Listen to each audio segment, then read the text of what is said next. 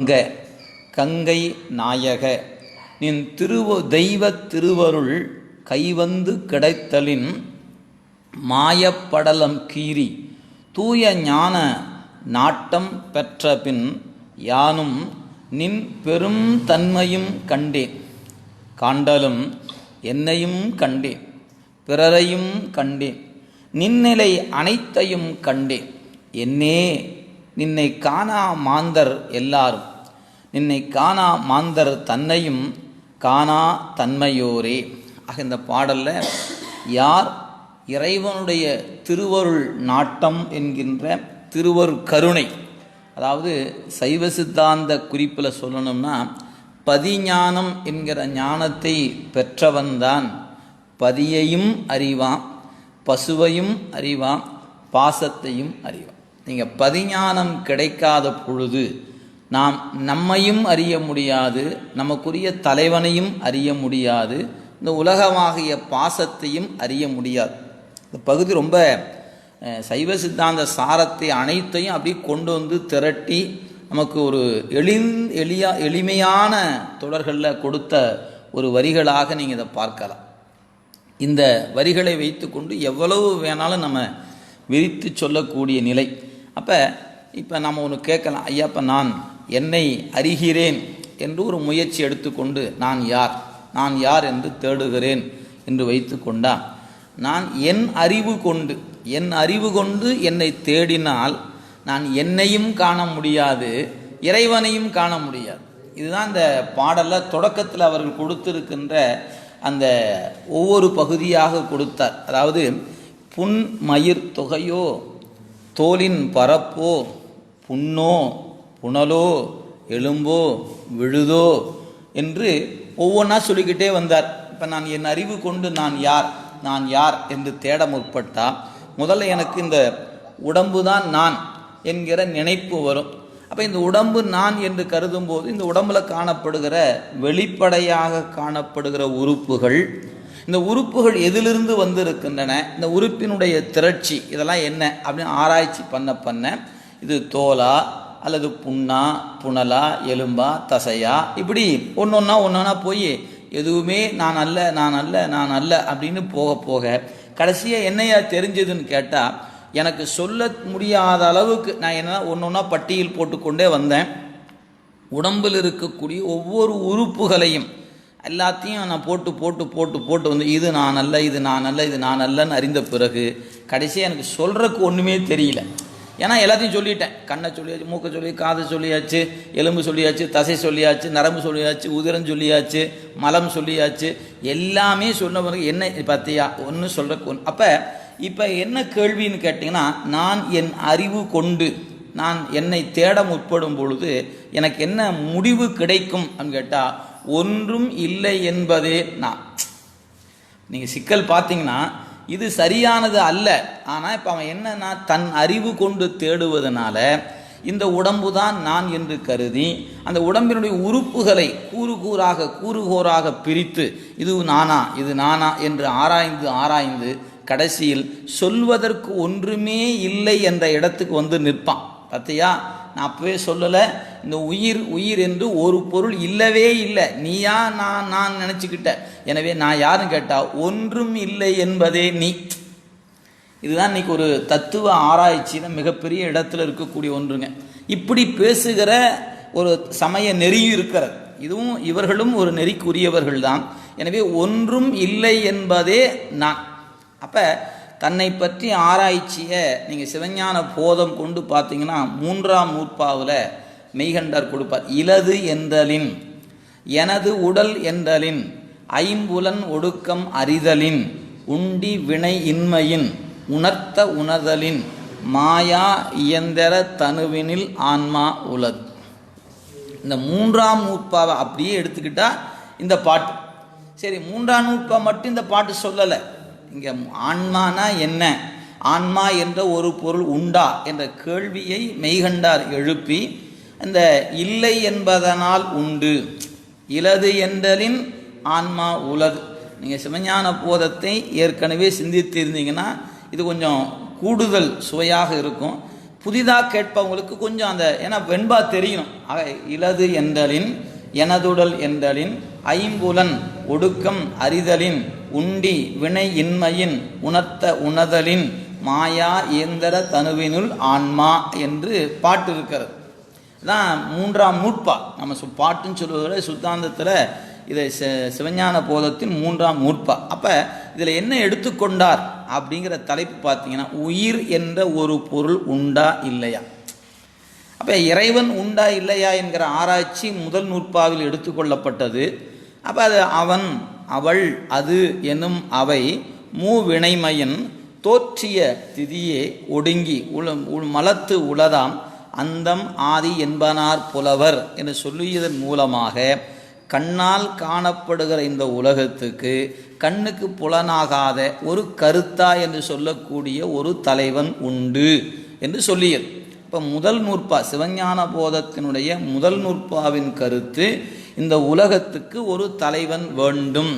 எப்படி சொல்லுகிறீர்கள்? இந்த உலகம் என்பது கண்ணால் காணக்கூடியதாக இருக்கிறது, சுட்டி அறியப்படுவதாக இருக்கிறது, அவய கூறுகளை உடையதாக இருக்குது, பிரித்து பிரித்து பிரித்து பிரித்து பார்க்கக்கூடியதாக இருக்கிறது. நீங்கள் எந்த ஒன்றை எடுத்தாலுமே அது கூறு செய்வதாகவே இருக்கிறது. இப்போ நம்முடைய உடம்பை எடுத்துக்கொண்டால் இந்த பகுதிக்கு தலை, அப்புறம் இது கழுத்து, இதுக்கு மேலே உடம்பு பகுதி அப்படி சொல்லிடுறோம். கையை எடுத்துக்கொண்டா இது வலது கை, இது இடது கைன்னு சொல்லுகிறோம். சரி, இந்த கையை மட்டும் எடுத்துக்கிட்டிங்கன்னா இதுக்கு ஒரு பகுதி சொல்லணும், தோள்பட்டை, இது முழங்கை, இது நம்முடைய கை. இதில் விரல் தனித்தனியாக பிரிக்கிறோம். இது பெருவிரல், இது சுட்டு விரல், இது ஆள் இப்படின்னு பிரிக்கிறோம். அப்போ இந்த விரலை எடுத்துக்கொண்டா 5ஆக பிரிச்சுட்டோம். கை என்று பொதுவாக சொன்னோம், இப்போ தனியாக பிரிச்சிட்டோம். இதுலேயும் நகம் இருக்கிறது, இது முன்கை பின்கை அப்படி 2 கையாக பிரிக்கிறோம். இப்படி ஒன்றுன்னா எதெல்லாம் இப்படி சொல்லி சொல்லி கூறுபடுகிறதோ அவையெல்லாம் அழிந்து போகும். நீங்கள் மெய்கண்டார் எப்படி நமக்கு அதை கடவுள் உண்டு என்கிற பிரமாணத்தை நிறுவுகிறார் என்று சொன்னால், எவையெல்லாம் கூறுபடுத்தப்படுகிறதோ, எவையெல்லாம் இது அது என்று சொல்லப்படுகிறதோ, அப்போ உயர்தினையெல்லாம் நம்ம ஒரு பிரிக்கிறோம், அகிரிணை என்று பிரிக்கிறோம். அப்போ அதை சுட்டி காட்டும் பொழுது பக்கத்தில் இருக்கும்போது இது என்றும், தூரத்தில் இருந்தால் அது என்று சொல்லுவோம், பக்கத்தில் இருந்தால் இவர் என்போம், தூரமாக இருந்தால் அவர் என்போம். அப்போ இப்படி கண்ணால் காணப்படுகிற உலகம் எப்படிப்பட்டது? சுட்டி அறியப்படுவதாக இருக்கிறது. இந்த சுட்டி அறியப்படுகிற பொருளெல்லாம் தோன்றி நின்று அழியும். வினைமையின் அப்புறம் தோற்றிய திதியே, இது தானே வந்ததல்ல, ஒருவனால் செய்யப்பட்டது. தோற்றிய திதி, உள்பொருள் என்று பெயர். அது தோற்றிய திதியே. சரி, இந்த உலகம் இப்படி தோற்றப்பட்ட உலகம் ஒரு காலத்து ஒடுக்கம் செய்யப்படும். சரி, ஒடுங்கிய உலகம் ஒடுங்கியவாறே இருக்குமா? இல்லை, மீளவும் தோற்றுவிக்கப்படும். எதனால்? மலத்தால். ஆக அந்த சூத்திரம் நீங்கள் படிக்கும்போதே இத்தனை கருத்துக்கான இடத்தை கொடுத்துருக்கிற. அதனால தான் அதுக்கு பேர் சூத்திரம், சுருக்கமாக சொல்வது. எது முக்கியமானதோ அந்த ஒரு சூத்திரத்தை படிக்கும்போது எல்லாம் அதுக்குள்ள இருக்குது. அவன் அவள் அது எனும் அவை. அவன் அவள் அது என்பது உலகத் தொகுதி. அதில் இந்த உலகம் எப்படிப்பட்டது? சுட்டி அறியப்படுவது. ஏன்? அவன் என்றும் அவள் என்றும் அது என்றும் சொல்வதனால் சுட்டி அறியப்படுகிற உலகம். இது எப்படிப்பட்டது? தோன்றி நின்று ஒடுங்கும். எனவே இது ஒருவனால் தோற்றுவிக்கப்பட்டது, தானே தோன்றுவது அல்ல. எனவே தோற்றுவிக்கப்பட்டது, உள்பொருளே. நிறைய பேர் இந்த உலகம் என்பது வெறும் பொய் தோற்றம், உலகம் என்பதே இல்லை அப்படின்னு பேசுகிறவங்களுக்கு இல்லை, இது தோற்றிய திதியே. அந்த திதி என்பதுக்கு உள்பொருள் என்று பெயர். அது இல்லாத ஒரு பொருள் உலகம் என்பது. இதை ஏன் அப்படி சொல்லணும் அப்படின்னு கேட்டிங்கன்னா, வேதாந்த ஞானத்தில் எல்லாமே வெறும் நிழல். நீங்கள் இருப்பதாக கருதிக்கிறீங்க, உண்மையிலேயே அப்படி ஒரு பொருளே இல்லை. இப்போ நாம் இருக்கிறோன்னா நாம் என்ற ஒரு பொருள் இல்லை, இருப்பதாக நினச்சிக்கிறோம். நம்ம வீடுன்னு ஒரு பொருள் இருக்குது, வீடு நீ நினச்சிக்கிற, அது வீடு அல்ல. இப்படியே எதை எடுத்துக்கொண்டாலும் சாயை சாயை சாயை அப்படின்ட்டுருவாங்க. ஏன்? எல்லாம் பிரம்மத்தின் சாயை, ஒன்றே ஒன்று தான் இருக்குது, பிரம்மத்தை தவிர வேறு பொருள் இல்லை என்று சொல்பவர்களுக்கு இல்லப்பா, இந்த உலகம்னு ஒன்று இருக்குது, அது இப்படி அவன் என்றும் அவள் என்றும் அது என்று சொல்வதாக இருக்கிறது. இந்த உலகத்தை இல் பொருள் என்று சொல்லக்கூடாது, இது உள்பொருளே. இந்த இது உள்பொருளாக இருந்தாலும் இது நிலையானது அல்ல. இதை தோற்றுவிப்பதற்கு ஒரு தலைவன் இருக்க. சரி, அவன் யாரியா அப்படின்னு கேட்டால், எவன் முடிவை செய்கிறானோ அவனே முதலானவன். அதனால் அந்த தோற்றிய திதியே ஒடுங்கி மலத்து உலதாம். இந்த உலகம் மீளவும் ஏன் தோற்றுவிக்கப்படும்? மலம் காரணமாக மீண்டும் தோற்றுவிக்கப்படும். எனவே அந்தம் ஆதி என்பனார் புலவர். அப்படின்னா அந்தத்தை செய்பவனே உலகத்துக்கு ஆதி என்பார்கள் புலவர். இந்த புலவர் என்ற சொல்லுக்கு நீங்கள் உரை பார்த்தீங்கன்னா அளவை நூல் அறிந்த சான்றோர். அளவை நூல் என்பது என்ன? அளவை அப்படின்னு எடுத்துக்கொண்டால் காண்டல், கருதல், உரை என்று 3 சிறந்த பிரமாணங்கள் இருக்கின்றன. கண்ணால் பார்த்து அறிவது, நூல் வழியாக அறிவது, கருத்தின் வழியாக அறிவது. எனவே காண்டல், கருதல், உரை என்று சொல்லுவோம். இந்த 3 அளவையாலும் நிரூபிக்கப்படுவதா. இதில் 3ல் ஆகம பிரமாணம் என்கிற நூல் அளவையே நிறைவானது, உறுதியானது என்பதுதான் சைவ சித்தாந்தத்தின் அடிப்படை. நம்முடைய திருமுறைகளின் அடிப்படையும் அதுவே என்பதை மறந்துவிடக்கூடாது. இப்போ நம்ம ஒரு கேள்வி கேட்கலாம், ஐயா இந்த நரகன்னு சொல்கிறீங்களே, நீங்களாம் பார்த்துருக்கீங்களா அப்படின்னு யாராவது கேட்டால், திருவள்ளுவர் நரகம் என்று சொல்லியிருப்பதனால் நரகம் என்பது உண்டு. திருவள்ளுவர் சொர்க்கம் என்று தாமரை கண்ணான் உலகு என்று சொல்லப்பட்டதனால சொர்க்கம் என்பது ஒன்று உண்டு. அதே சமயத்தில் வானோர்க்கு மிக்க உலகம் புகும் சொன்னதனால வீடு பேறு என்ற ஒன்று உண்டு. இப்போ இதெல்லாம் நீங்கள் எதை வச்சு சொன்னீங்க? திருவள்ளுவர் சொல்லியிருக்கிறாரியா? அப்போ நாம் சொர்க்கத்தை பார்த்து சொர்க்கம் உண்டு என்று சொல்ல வேண்டிய அவசியம் இல்லை, நரகத்தை பார்த்து நரகம் உண்டு என்று சொல்ல வேண்டிய அவசியம் இல்லை. அதை பார்த்தவர்கள், அறிந்தவர்கள் நூலில் சொல்லி வைத்திருக்கிறார்கள்.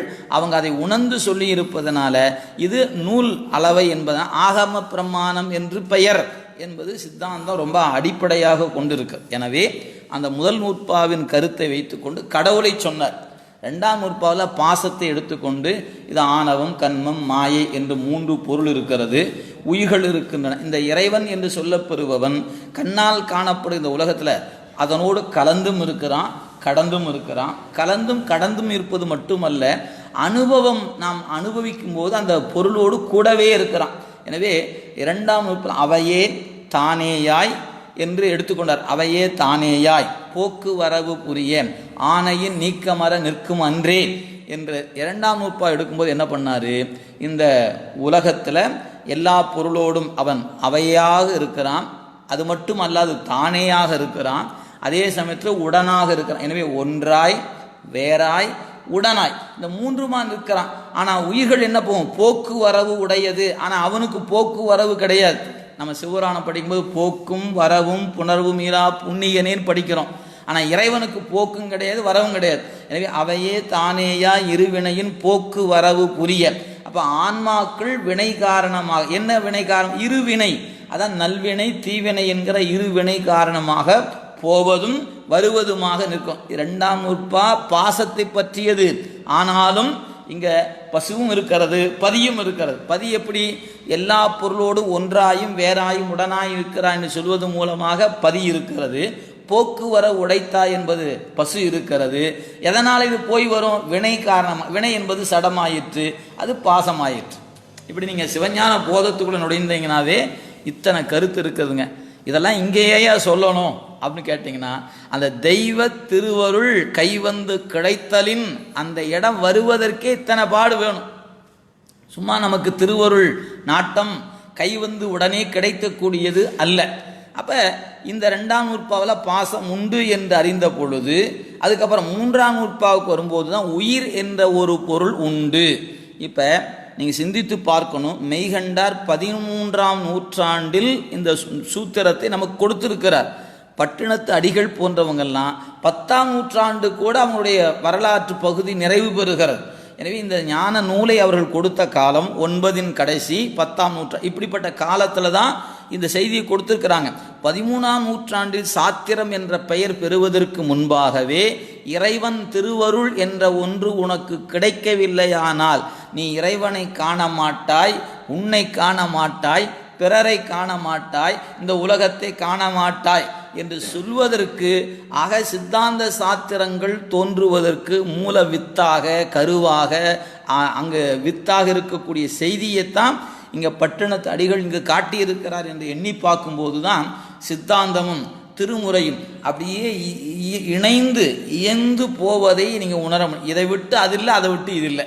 நீங்கள் ரெண்டையும் இரு கண்ணாக கொண்டு பார்ப்பவருக்கு தங்க பேரானந்தம் உண்டு. வெறும் தோத்திரம் மட்டும் பார்த்தோ அல்லது வெறும் சாத்திரத்தை மட்டும் பார்த்தோ அனுபவிக்க இயலாது. உங்களுக்கு அனுபவம் வேண்டும் என்றால் இரண்டையும் வைத்து கொண்டு தான் பார்க்கணும். தோத்திரமும் சாத்திரமும் ஆனார்தாமே என்பது திரு ஆலங்காட்டு தேவாரத்தில் அப்பர் சுவாமிகளுடைய திருவாக்கு. எனவே அந்த வகை இந்த பாடல் தோத்திரத்தில் அமைய பெற்றிருந்தாலும் சாத்திரத்தினுடைய ஆழமான கருத்தை சொல்லுகிறது. அப்போ உயிர் என்பது என்ன அப்படின்னா, உடம்பு உயிர் அல்ல. நீங்கள் சூத்திரத்தில் ஒரே சிம்பிளாக முடிச்சுட்டார். ரெண்டாவது வரி தாங்க இந்த இடத்துல எடுத்திருக்கிறார். எனதுடல் என்றலின், நீங்கள் அந்த இடத்துல ரொம்ப அழகாக பார்க்க. முதல்ல இலது என்றலின் சொன்னார். இல்லை என்பதனாலே ஆன்மா உலது. ஏன்? இது நானா, இது நான் அல்ல, இது நானா, இது நான் அல்ல. இப்படி நீ ஆராய்ச்சி பண்ணிக்கிட்டே போனேன்னா நான் அல்ல என்று சொல்லக்கூடிய இடம் ஒரு எதுவே சொல்ல முடியாமல் பார்த்தியா ஒன்றுமே இல்லை என்று சொல்லக்கூடிய இடம் வருகிறது. அப்படி வரும் பொழுது இது நான் அல்ல என்று சொல்லியது எதுவோ அதுவே ஆன்மா என்று மெய்கண்டார் அவருக்குரிய மறுப்பை சொன்னார். இது நீங்கள் சாத்திரம் படிக்கும்போது விரிவாக படித்து கொள்ளலாம். செய்திக்காக மட்டும்தான் சொல்லுகிறேன். இப்போ இந்த முதற் கூறு முடிச்சுட்டு ரெண்டாவது கூறில் என்ன பண்ணார்? எனதுடல் என்றலின் ஆன்மா உலதுன்னார். எனதுடல் என்றலின் ஆன்மா உலது அப்படின்னு சொன்னார். எப்படிங்க என்னுடைய உடம்பு என்று சொல்வதனால உயிர் என்பது ஒரு பொருள் உண்டுன்னு எப்படி சொல்லுகிறீர்கள் என்பது அங்கே இருக்கக்கூடிய தடை. அதுக்கு விடை சொல்லும்போது என்ன சொன்னார்?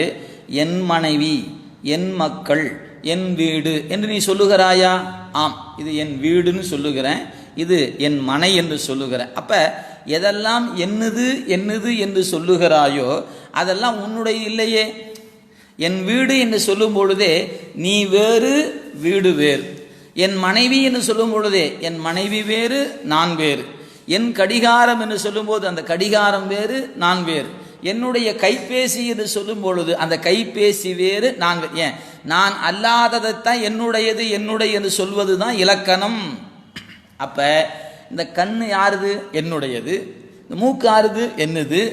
இந்த உடம்பு ஆறுது என்னது. அப்போ நீ இந்த உடம்பை என்னது என்று நீ சொல்வதனால இந்த உடம்பு அல்லாது நீ வேறு என்பது பெறப்படும். எவ்வளவு நுட்பமாக, அதே ரொம்ப எளிமையாக மெய்கண்டார் உடம்பே ஆன்மா என்று சொல்லக்கூடிய கூட்டத்தை மறுத்து உடம்பு ஆன்மா அல்லப்பா, இந்த உடம்பு வேற உயிர் வேறன்னார். ஆக இந்த அங்கே சூத்திரத்தில் ஒரு வரிக்குள்ள ஒரு 2-3 சொல்லால குறித்த அந்த உண்மையை அடிகள் பெருந்தகை 25 வரிகள் எடுத்திருக்கிற பட்டணத்தடிகள். அப்போ இந்த தோல் நானா இல்லை, இந்த முடி நானா இல்லை, அப்போ தசை நானா இல்லை, உதிரம் நானா இல்லை, எலும்பு நானா இல்லை, இப்படியே ஒன்றொன்னா கேட்டுக்கிட்டே போய் கடைசியே எனக்கு என்னங்க நான் எதை கேட்டாலும் இல்லை இல்லைன்னு சொல்லிட்டீங்களே, அப்போ நான் யார்? அப்போ நான் எல்லாவற்றிலும் தேடினேன். என் உடம்பில் தேடினேன், தோலில் தேடினேன், புண்ணில் தேடினேன், புனலில் தேடினேன், எலும்பில் தேடினேன், என்னை காணவே முடியல. அதனால தான் அந்த பாடலில் பார்த்தீங்கன்னா 12வது வரியில் இன்னது யான் என்று அறியேன். இப்போ நான் யாருன்னு தேடினேன், என்ன நான் கண்டுபிடிக்க முடியல. இன்னது யான் என்று அறியேன், என்னை ஏதினும் தேடினேன். ஒன்னொன்னையும் தேடி தேடி பார்த்தேன். எலும்பில் தேடினேன், புண்ணில் தேடினேன், புனலில் தேடினேன், கிடைக்கவே இல்லையானார். அப்போ எங்கேயா தேடுவது? நான் என்னை காண வேண்டும். நான் யார், நான் யார் என்ற ஒரு கேள்வி இருக்கிறது. அதுக்கான ஆராய்ச்சி இருக்கு. இதுதான் இங்கே தத்துவ ஞான உலகத்தில் நான் யார் என்ற கேள்விக்கு விடை காண்பது தான் மிகச்சிறந்த ஞானமாக இருப்பது. அப்படிப்பட்ட ஞான ஆராய்ச்சியை பலரும் பல வகையாக மேற்கொள்கிற நிலையில் நம்முடைய பட்டணத்து அடிகள் குறிப்பிடுகிறார். இப்படி எங்கும் தேடி என்னை காணாத நிலையில் நான் திருவிடை மருதூர் என்ற திருத்தலம் வந்து சேர்ந்தேன். அந்த தலம் எப்படிப்பட்ட அழகான தலம் என்று சொல்லும்போது அதெல்லாம் நம்ம சொன்னார். மேரு மலையை வில்லாக கொண்டு முப்புறத்தை எரித்த பெருமான், காமனை கண்விழித்து எரித்த பெருமான், காலனை உதைத்த பெருமான், இதெல்லாம் பெருமைன்னு சொல்லிட்டார். அதெல்லாம் நமக்கு எல்லா புராணங்களிலும் திரும்ப திரும்ப கேட்கக்கூடிய ஒன்று. நமக்கு வேண்டிய இடம் என்று எடுத்துக்கொண்டால் தெய்வ திருவருள் கை வந்து கிடைத்தலின். அப்போ உங்களுக்கு இந்த இடை மருதூர் பெருமானை வழிபாடு செய்ததனால வழிபாட்டின் பயனாக திருவருள், திருவருள் என்கின்ற அந்த கருணை நமக்கு கிடைக்கும். அப்போ அவனை வணங்குவதற்கு அவன் அருள் நமக்கு வேண்டும். அவன் அருளாலே அவன் தாழ் வணங்கி. அப்போ அந்த தெய்வ திருவருள் தான் இங்கே அவன் அருள். அங்கே அவன் என்பது சி, அருள் என்பது வா. அவன் அருளாலே அவன் தாழ் வணங்கின்னு சொன்னா மகரத்தை கொண்டுதான் சிகரத்தை வணங்க முடியும் என்பது கருத்து. அதனால இங்க சொல்றாரு, தெய்வ திருவருள் கை வந்து கிடைத்தலின். இந்த கை வந்துனா எனக்கு ரொம்ப எளிதாக கிடைத்தது. எதனால்? எல்லாரும் எங்கெங்கோ தேடி தேடி பார்த்தாங்க, அவங்களெலாம் கிடைக்கல.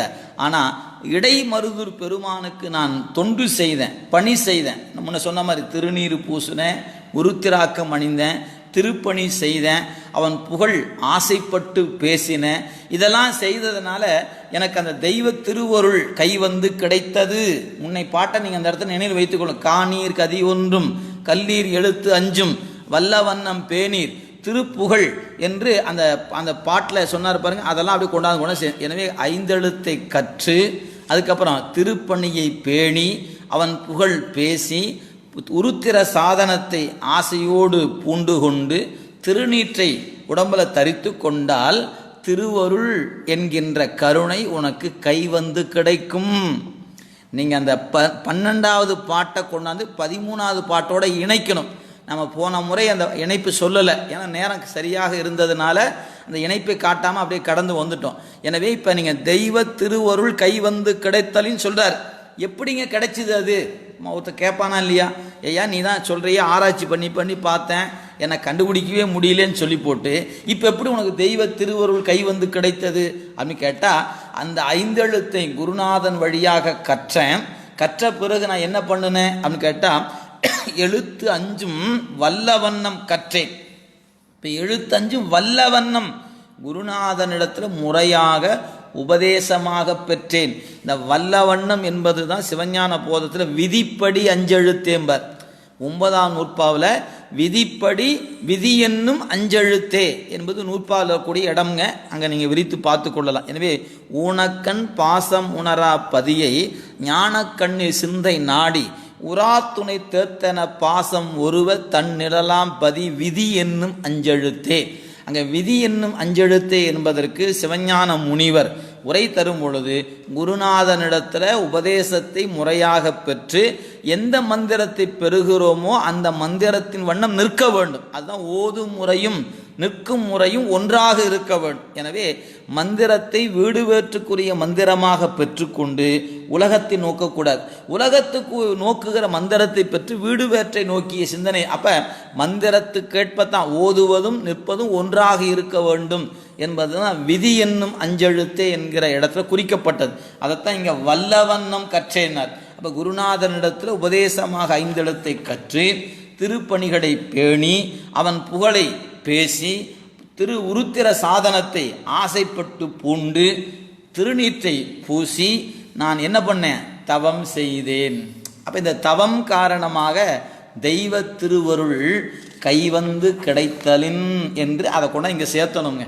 அப்போ இறை அருள் இறை நாட்டம் எப்போது நமக்கு கிடைக்கும்? நீங்கள் ஏதேனும் ஒரு வகையில் ஒன்று பணி செய்யணும், அஞ்செழுத்து சொல்லணும், அவன் புகழ் பேசணும், உருத்திர சாதனம் ஆசைப்பட்டு போனணும். இதெல்லாம் செய்தால் தாங்க திருவருள் நாட்டம் நமக்கு கிடைக்கும். நான் எதுவுமே பண்ண மாட்டேன்யா, கோயிலுக்கு போக மாட்டேன், சாமி கும்பிட மாட்டேன், தேவாரம் பாட மாட்டேன், அஞ்செழுத்து சொல்ல மாட்டேன், ஆனால் எனக்கு நீ சொல்கிற அந்த ஞானம் எனக்கு வேணும். எப்படியா வரும்? வரவே வராது. அதனால தான் அந்த இடத்துல நீ வீணீர் அப்படின்ட்டார். இதெல்லாம் நீ செய்யலைன்னா இந்த பிறவி உனக்கு கிடைத்து நீ வீணாக்கிட்டையா, உனக்கு வாழ்நாளை பூரா வீணாக்கிட்ட. எனவே வீணீர் எளிதோ மருதப்பிரான் கழல் சேர்வது. எனவே திருவடி சேர வேண்டும் என்றால் ஞானம் வேண்டும். ஞானம் எப்படியா கிடைக்கும் கேட்டால், மேலே சொல்லப்பட்டதை நீ பின்பற்றினால்தான் ஞானம் நமக்கு கிடைக்கும். அப்படி உங்களுக்கு திருவாச சொல்லணும்னா, ஆடுகின்றிலை கூத்து உடையான் கலர்க்கு அன்பிலை என்பு உருகி பாடுகின்றிலை பதைப்பதும் செய்கிலை பணிகிலை பாதமல சூடுகின்றிலை சூட்டுகின்றதும் இலை துணையிலி பிண நெஞ்சே தேடுகின்றிலை தெருவுதோறு அலறிலை செய்வதொன்று அறியேனே. அப்போ இதெல்லாம் நீ செய்யணும்னு அர்த்தம். நீங்கள் இதெல்லாம் எதுவுமே செய்யாமல் எனக்கு ஒரு வழிகாட்டுங்க, எப்படி வழி கிடைக்கும்? உய்வதற்கு வழி வேண்டும் என்றால் இதெல்லாம் செய்ய வேண்டும். அதான் அப்பர் சுவாமிகள் உடன்பாட்டில் சொன்னார். நீங்கள் என்ன செய்ய வேண்டும்? திருநாமம் அஞ்செழுத்தும் செப்புதல் வேண்டும், இறைவன் கோயில் சூழ்தல் வேண்டும், மலர் பறித்து தூவி துதித்து வணங்குதல் வேண்டும். இப்படிலாம் அறிவுறுத்தி இருப்பதை நீங்கள் பார்க்கலாம். எனவே நம்முடைய அந்த இடர்கெடுமாறு எண்ணுதிய நெஞ்சே நீவா என்ற பாட்டில் பார்க்கலாம். நிலை பெறுமாறு எண்ணுதிய நெஞ்சே நீவா, நித்தலும் எம்பிரானுடைய கோயில் புக்கு புலர்வதன் முன் மெழுகிட்டு பூமாலை புனைந்தேற்றி புகழ்ந்து பாடி தலையார கும்பிட்டு கூத்துமாடி சங்கரா சய சய போற்றி என்றும் அலை புனசே செஞ்சடையம் ஆரூரா ஆரூரா என்று அலரானில் என்று அருளியிருப்பதை இந்த இடத்தில் நினைவுபடுத்தி. எனவே திருவருள் கைவந்து கிடைத்தலின் எத்தகைய திருவருள்? தெய்வ திருவருள். இந்த ஒரு வரிக்கு எவ்வளவு நீங்கள் வேணால் சொல்லலாங்க. எனவே நாம் சிவஞான போதத்தின் வழியாக சொன்னால் இந்த 3 நூற்பாவை கடந்து 4, 5, 6 என்ற வகையில் இறைவன் உண்டு, உயிர் உண்டு, பாசம் உண்டு என்று அறிந்து, அதன் பிறகு 7ஆம் நூற்பாவில் இறைவன் வேறு, நான் வேறு, பாசம் வேறு என்பதை தெள்ள தெளிவாக உணர்ந்து சாதனை செய்ய வேண்டியது உயிர்தான். இறைவனுக்கு சாதனை செய்ய வேண்டிய அவசியம் இல்லை. ஏன்? அவன் எல்லாம் நிரம்ப பெற்றவன், அவன் சாதிக்க வேண்டிய அவசியம் அவனுக்கு ஒன்றுமே இல்லை. அதுபோல் பாசம் என்பது அறிவில்லாதது. எனவே அது சாதனை செய்ய வேண்டிய, அதுக்கு சாதிக்கக்கூடிய அறிவு கிடையாது. எனவே நாம் தான் சாதிக்க வேண்டிய அவசியம் உடையவர்கள். எனவே நீங்கள் சாதனை செய்ய, அந்த சாதனை என்ன? அதுதான் நமக்கு உபதேசத்தை பெற்று சரியை, கிரியை, யோகம் என்று இந்த படிமுறைகளில் நீங்கள் வழிபாடு செய்து தவம் செய்ய, தவத்தின் பயனாக உண்மையை உணர்த்துவதற்கு குருநாதன் கிடைப்பான். அந்த குருநாதன் வந்து கிடைத்த பொழுதுதான் நமக்கு தெய்வ திருவருள் கை வந்து கிடைத்தலின். அப்போ இந்த குரு உபதேசத்தை பெற்ற அந்த குறிப்பு தான் திருவருள் கை வந்து கிடைத்தலின் என்று சொல்லுகிறார்.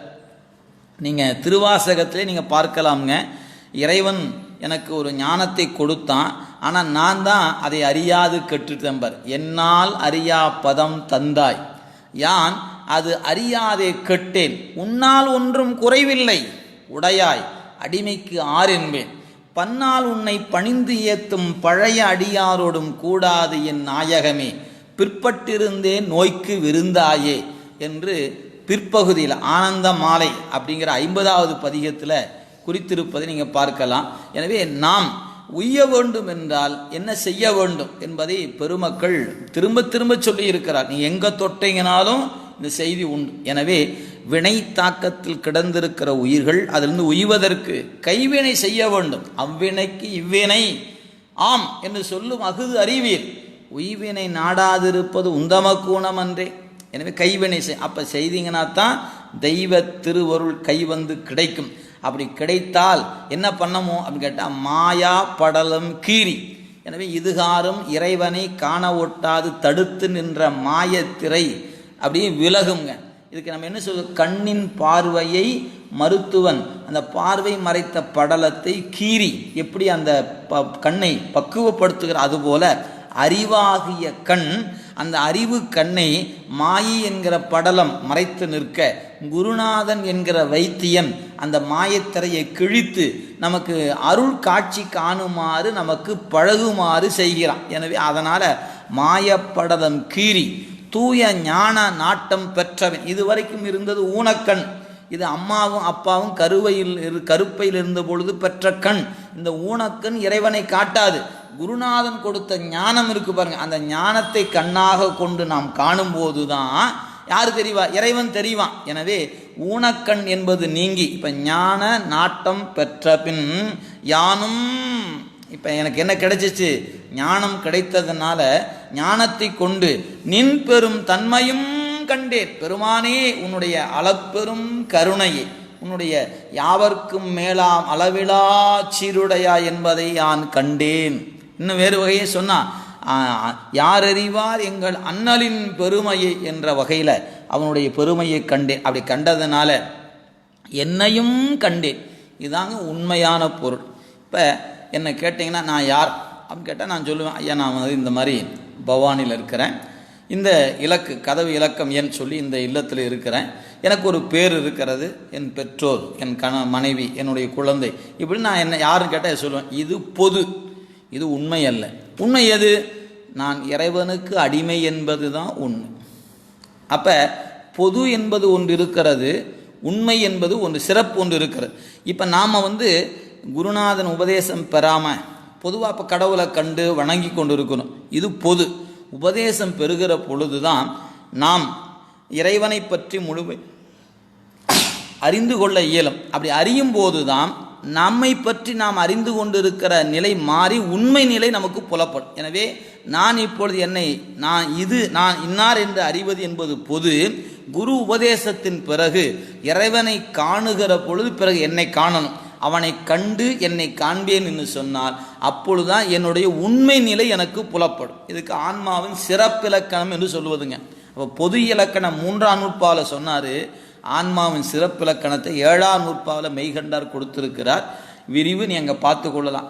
நிறைய பேர் நினைத்து கொண்டு இருக்கலாம், என்னையா திருவடை மருதூர் மும்மணி கோவையை சொன்னால் இவர் சைவ சித்தாந்தம் சொல்லிட்டு உட்கார்ந்துருக்கிறாரே அப்படின்னு நினைக்கலாமுங்க. இந்த பகுதி அத்தனையும் சிவஞான போதத்தை அப்படியே வைத்து கொண்டு பொருத்தி விடலாம்.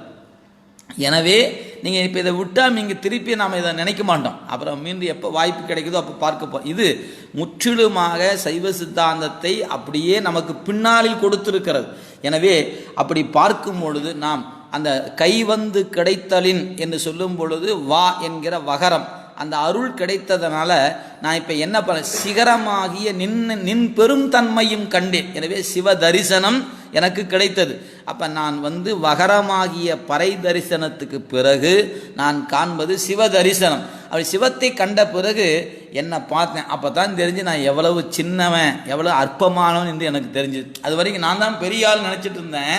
இந்த சிவத்தை கண்ட பிறகு என்னை பார்த்தனுங்க. அப்போ தான் தெரிஞ்சது நான் அணுவிலும் அணுவாக கீழே கிடக்கிறேன். நீங்கள் அதான் பார்க்கணும். எனவே அந்த வகையில் நின்பெரும் தன்மையும் கண்டேன். கண்ட பிறகு காண்டலும் என்னையும் கண்டேன். இந்த என்னையும் என்பது இழிவு. ஆமாய்யா, அந்த கடவுளை பார்த்தவர் என்னையும் பார்த்தையா. அப்போ தான் தெரியும் இது வரைக்கும் நான் எவ்வளோ பெரிய ஆள் தெரியுமா, நான் யார் தெரியுமான்னு நெஞ்ச நிமித்துக்கிட்டு இருந்தேன்.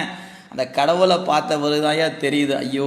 ஐயோ சாமி, நான்லாம் சொல்கிறதுக்கெல்லாம் ஒன்றுமே இல்லைங்க, அடியே சிறியே அப்படின்னு கம்முன்னு குறுகி நின்றுடுவோம். இதுதான் உண்மை. அப்போ திருவருள் தரிசனம் பெற்ற பிறகு நம்மை காண்பது என்பது தான் சிறப்பு. திருவருள் கிடைக்காத பொழுது நாம் நம்மை பற்றி அறிந்திருப்பது அத்தனையும் பொதுதான். நீங்கள் யாராக இருந்தாலும், நீங்கள் ஒரு நாட்டினுடைய ஜனாதிபதியாக இருந்தாலும் உங்களை நீங்கள் அறிந்திருப்பது பொதுதான். இறைவனுடைய கருணை குரு உபதேசத்தினால் பெற்று சிவ தரிசனம் நிகழ்ந்த பிறகு நாம் நம்மை காண்பது தான் உண்மையான தரிசனம் என்பதை நினைவில் கொள்ள. அதுக்கு தாங்க இந்த வரியை கொடுத்துருக்க. என்னையும் கண்டேன். இந்த என்னையும் அப்படிங்கும் போதே இந்த ஒன்றும் போதா நாயேனை உய்ய கொண்ட நின் கருணை அப்படின்னு சொல்லும்போது பார்த்தீங்க தெரியும். அந்த மாதிரி அந்த உண்மை என்பது இழிவு குறித்திருக்கிற நிலை. அதுக்கப்புறம் பிறரையும் கண்டேன். அப்புறம் தான் பார்த்தேன், சுற்றி பார்த்தா எல்லாத்தையும் பார்த்தேன், எல்லாரும் எப்படி இருக்க. அதுக்கப்புறம் நின்னிலை அனைத்தையும் கண்டேன். அது என்ன நின்னிலை அனைத்தையும் கண்டேன்?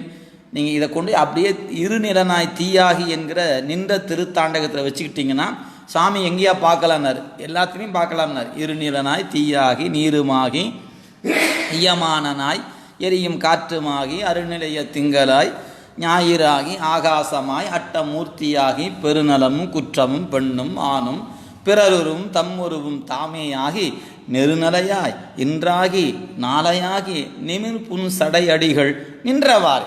எனவே இப்போ எல்லாம் 10 பாட்டு இருக்குதுங்க. நான் சும்மா ஒரு பாட்டை மட்டும்தான் சொல்லி காட்டியிருக்கிறேன்.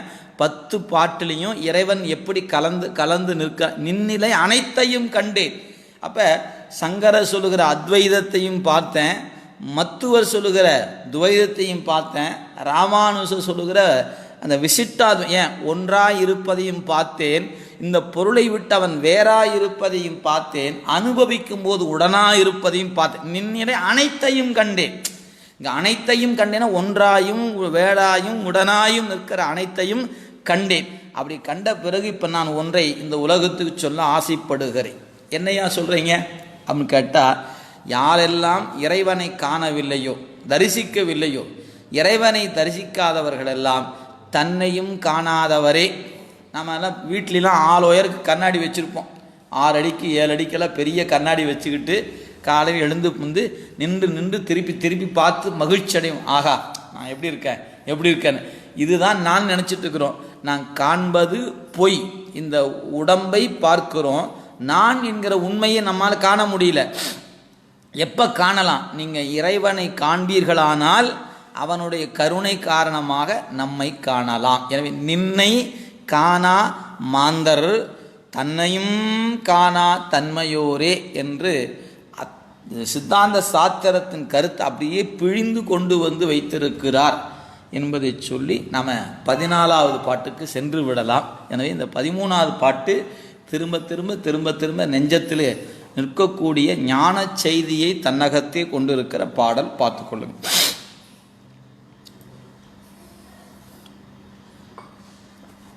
பதினான்காவது பாடல். ஓராதே அஞ்செழுத்தும் உண்ணாதே பச்சிலையும் நேராதே நீரும் நிரப்பாதே யாராயோ எண்ணுவார் உள்ளத்து இடைமருதர் பொற்பாதம் நன்னுவாம் எண்ணுமது நாம். இந்த பாட்டிலையும் அப்படி தாங்க சொல்றாரு. ஓராதே, ஓர்தல் அப்படின்னா அறிதல் என்பது, ஆய்ந்து அறிதல். ஓர்த்து உள்ளம் என்பது திருக்குறள், ஓர்தல் என்பதுக்கு ஆய்ந்து அறிதல்னு பேருங்க. அப்போ ஐந்தெழுத்தும் ஓராதே அந்த சொல்ல அப்படி கூட்டி கொண்டீங்கன்னா ஐந்தெழுத்தை அறிதல் வேண்டும். ஐந்தெழுத்தை என்ன செய்ய வேண்டும்? அறிதல் மட்டுமல்ல, ஐந்தெழுத்தை உண்ணுதல் வேண்டும். உண்ணுதல் அப்படின்னா நினைதல்னு பேருங்க. எனவே அஞ்செழுத்தும் உண்ணாதே, அப்போ முதல்ல ஆராய்ந்து ஐந்தெழுத்தை நினைதல் வேண்டும். எனவே நாம் எந்தெந்த பொருள் நம்ம இறைவனுடைய திருவருளை அறிவதற்கு ஐந்தெழுத்து இன்றியமையா, நம் முன்னை பாட்டிலே அதை பார்த்துட்டோம். எனவே ஐந்தெழுத்தும் உண்ணாதே, இங்கே உண்ணுதல் என்பது நினைதல். எனவே ஐந்தெழுத்தை நினைக்க, எப்படி நினைப்பது? ஆராய்ந்து. ஆராய்வது எப்படி ஆராய்வது? குருநாதனுடைய உபதேசத்தின் வண்ணமாக திருவருள் உபதேசத்தை பெற்று நாம் இந்த ஐந்தெழுத்தை ஆராய்ந்து, எப்படி சி என்றால் சிவம், வா என்றால் அருள், யா என்றால் உயிர், நா என்றால் திரோதான சக்தி, மா என்றால் ஆணவ மலம் என்பதெல்லாம் உபதேசத்தின் வழியாக பெற்று அவ்வாறு அந்த ஐந்தெழுத்தை நினைந்து கொண்டே இருப்பது. ஆக நினைந்தாத்தான் உய்வு. நினையாதே, உண்ணாதேன்னா நினையாதேன்னு அர்த்தம். அப்போ அஞ்செழுத்தை ஆராய்ந்து அப்படின்னார். நமக்கு சுந்தரர் தேவாரத்தை பார்த்தீங்கன்னா அந்தியும் நண்பகலும் அஞ்சுவதம் சொல்லி என்பார். இதே அப்பர் சாமி தேவாரத்தை பார்த்தீங்கன்னா துஞ்சிருள் காலை மாலை தொடர்ச்சியை மறந்திடாதே நாளும் அஞ்செழுத்து ஓதின் அரண் அடிக்கு அன்பு அது ஆகும். நீங்கள் எப்போ அஞ்செழுத்து சொல்லுகிறீர்களோ அதுதாங்க இறைவன் திருவடிக்கு அன்பை தரும். நீங்கள் அஞ்செழுத்தை சொல்லாமல் அன்பை பெற முடியாது.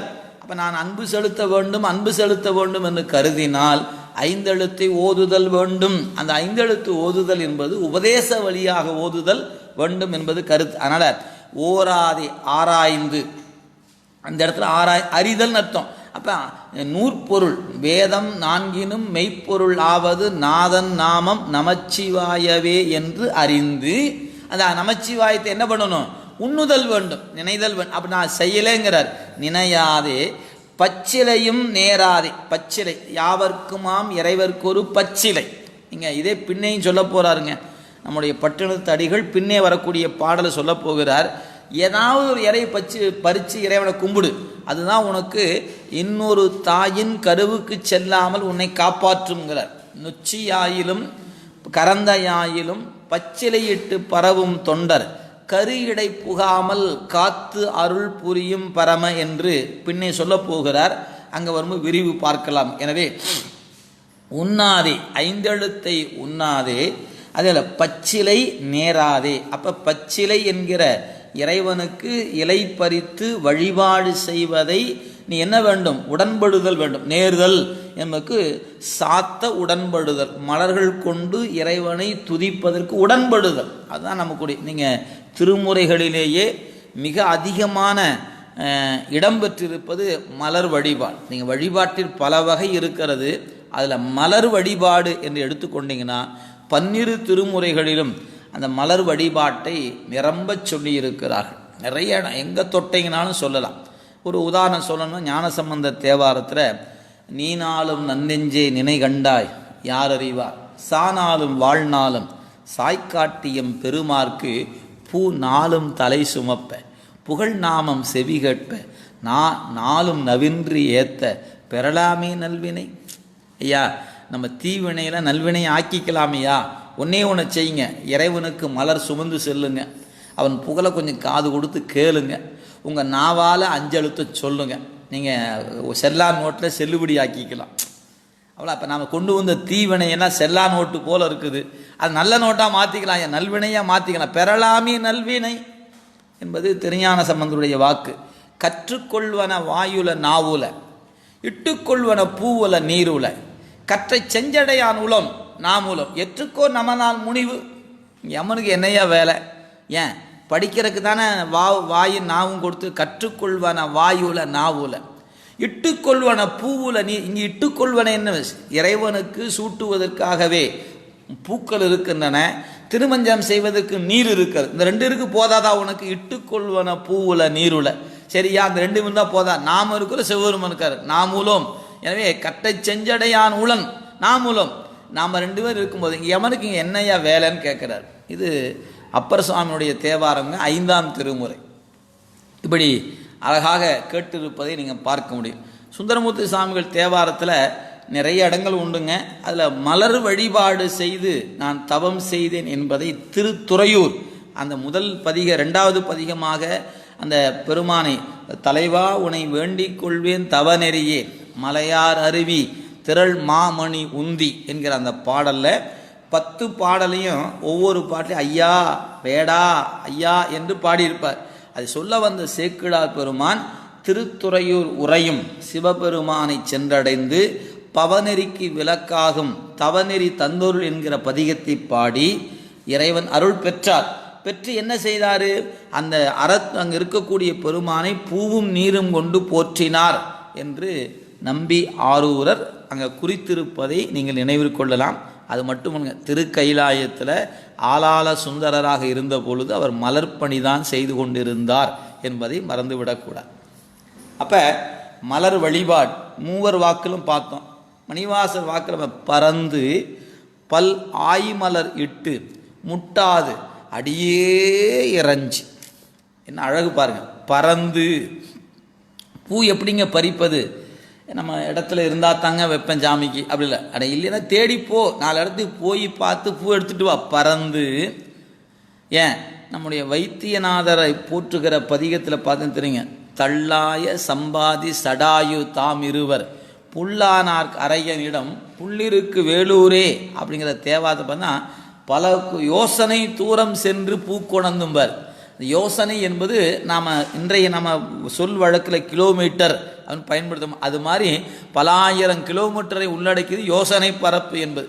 அந்த பறவையாக இருக்கக்கூடிய சம்பாதி சடாயி என்று சொல்லக்கூடிய இருவரும் யோசனை பரப்பு சென்று இறைவனுக்குரிய மலர்களை பறித்து கொண்டு வந்து அங்கே வைத்தியநாத பெருமானை வழிபாடு செய்தார்கள் என்பது அந்த புள்ளிருக்கு வேலூர் இருக்கு. அப்போ மலர் என்பது பறந்து நாம் பல இடங்களுக்கு போய் பார்த்து நல்ல மலர்களாக பறித்து. ஆய்மலர், அந்த மலர்களை நீ என்ன பண்ணணும்? பழுதில்லாத மலர்களாக, பூக்கள் எச்சில் பட்ட மலராக இல்லாமல், அதுக்கப்புறம் ஏதாவது புழுக்கள் கடித்து விட்ட மலராக இல்லாமல் நல்ல மலர் கொண்டு நன்மாமலர் உந்தி அப்படிம்பார். எனவே நல்ல மலர்கள் கொண்டு பறந்து பல் ஆய்மலர் இட்டு. எப்படி வழிபாடு? முட்டாது இறைஞ்சி, விட்டு விட்டு கும்பிடக்கூடாது. இன்றைக்கி ஞாயிற்றுக்கிழமை சாமி கும்பிட்டனுங்க, திருப்பி 5 நாள் லீவு, திருப்பி சனி ஞாயிறு கும்பிட்டுக்குவேன். இப்படி வாய்ப்பு கிடைக்கும் போதெல்லாம் கும்பிடுவோங்க அப்படி சொல்லக்கூடாது. வாய்ப்பு கிடைக்கும் போது வாய்ப்பை உருவாக்கி கொண்டு கும்பிட்டு தான் ஆகணும். நாள்தோறும் ஒரு பூ வச்சு கும்பிட்றதுக்கு என்னையா கெட்டு போச்சு அப்படிங்கிறாரு. எனவே முட்டாது அடியே இறைஞ்சி, அந்த வழிபாடு விட்டு விட்டு செய்வதல்ல. முட்டாதுன்னா தடைபடாது. அப்போ அந்த மலர் வழிபாட்டை செய்யக்கூடிய ஒருவன் நாள்தோறும் செய்யணும். முட்டாது அடியே இறைஞ்சி அப்படின்ற அந்த முதல் அடியில் அப்படி காட ஆக பறந்து பல் ஆய்மலர் இட்டு முட்டாது அடியே இறைஞ்சி இறந்த எல்லாம் எமக்கே பெறலாம் எனும் அன்பர் உள்ளம் கறந்து நில்லா கள்வர். நீங்கள் பெருமானை பற்றி இந்த பாட்டு என்ன சொல்றா தெரியுங்களா? இறைவன் கள்வன், ஆனால் உள்ளத்தின் கண்ணே மறைந்திருப்பவர். யாருக்கு? பொதுவாக இருக்கிற எல்லாருக்குமே. ஆனால் யாரெல்லாம் மலர் கொண்டு துதிக்கிறார்களோ அவர்களுடைய நெஞ்சத்தில் மறைப்பில்லாதவனாக இருப்பான். எனவே அந்த உள்ளம் கவர் கள்வன் அங்கே கவர்ந்து மறைந்து நிற்பவனாக இல்லாமல் கறந்து நில்லா கள்வன். சொல்ல நீங்கள் ரொம்ப அனுபவித்து பார்க்கணுங்க. ஞானசம்பந்த பெருமான் உள்ளம் அங்கு அவர் கள்வன்னார், என் உள்ளத்தின் கண்ணே மறைந்து நிற்கிற கள்வன்னார். அதே மணிவாசகர் சொல்லுகிறார், அவன் கள்வன் தாங்க, ஆனால் எல்லாருக்கும் மறைந்து நிற்கக்கூடிய கள்வன், ஆனால் மலர் வழிபாடு செய்வதற்கு மறைப்பில்லாதிருக்கின்ற கள்வன்.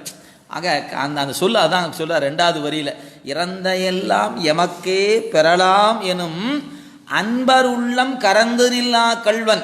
அன்பர் இடத்துல மறைக்கவே மாட்டானுங்க, தன் இருப்பை காட்டி நிற்பவன். ஆனால் ஏனையோருக்கு தன் இருப்பை காட்டவே மாட்டான். எனவே அதனால் அன்பருக்கு அன்பனாக இருப்பதனால அந்த கறந்து நில்லா கள்வனே நின்றன் வார்கழல் அன்பனுக்கு நிரந்தரமாய் அருளாய் நின்னை ஏத்த முழுவதுமே மலர் வழிபாட்டின் பெருமை. இப்படி தொடுகிற இடமெல்லாம் மலர் வழிபாடு இருக்கிறது. அதனால் இங்கே சொன்னார், பச்சிலையும் நேராதே. அப்போ இறைவனுக்கு பச்சிலை பறித்து சாத்துதல். நொச்சி பச்சிலை தாங்க, வில்வம் பச்சிலை தான், வன்னி பச்சிலை தான். நீங்கள் வெறும் நறுமணமிக்க மலர் தான் சாமிக்கு நினைக்க வேண்டியதில்லை. இலை எத்தனை இலை சாமிக்கு பயன்படுகிறது? இன்னைக்கு பன்னீர் பத்திரி அப்படின்னு ஒரு இலை சொல்கிறாங்க, வெறும் அது இலை தான். இந்த பன்னீருடைய இலை வைத்து கொண்டு அதை பூசிக்கு பயன்படுத்தி பார்க்கிறோம்.